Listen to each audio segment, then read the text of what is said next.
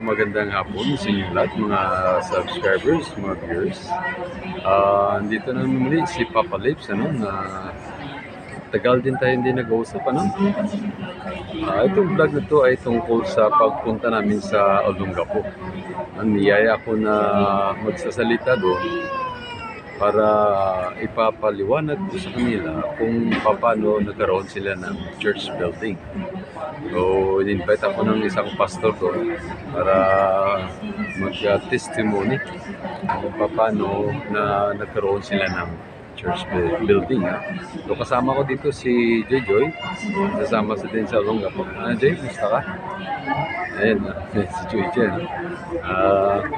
Punta kaming dalawa doon sa church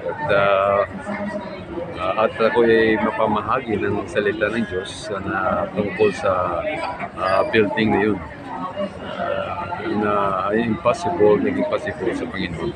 Okay, we'll see you again, mga subscribers. Andito kami ngayon sa airport, naghintay ng flight namin na kami ay sasakay pupunta ng Clark, Angeles. Okay?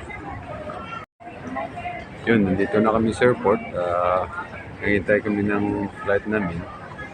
Maraming pasahero ngayon, grabe, punong-puno. Nakagulat naman.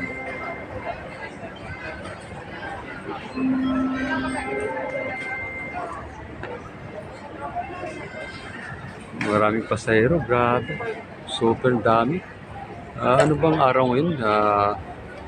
Ano ba? Thursday, Pero maraming pasahero. Alam niyo mga subscribers, matagal na rin tayo hindi nakasakay, siguro more than 10 years na nakasakay ako muli ng eroplano. Tagal-tagal na rin. Okay, so ipakita ko sa inyo mamaya pagdating namin doon sa Clark, Angeles. Guys, ito, papasok na kami ng airport ng eroplano. Check up pa yung priority tayo kasi senior citizen tayo.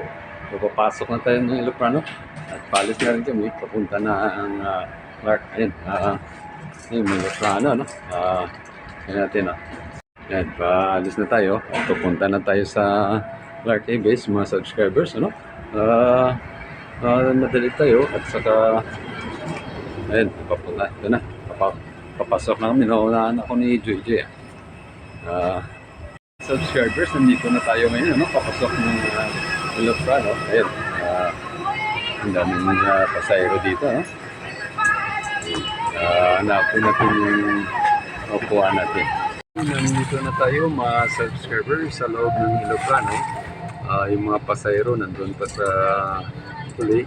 Kami nauna kasi priority lane yung tinatawag ng mga senior citizen, mga PWD, So nauna tayo. Napapicture na si Joy, Okay, so palis namin. At tagal-tagal na rin, sabi ko, tagal-tagal na tayo nakasakay ng eroplano. Okay? Okay guys, we'll see you in the next vlog.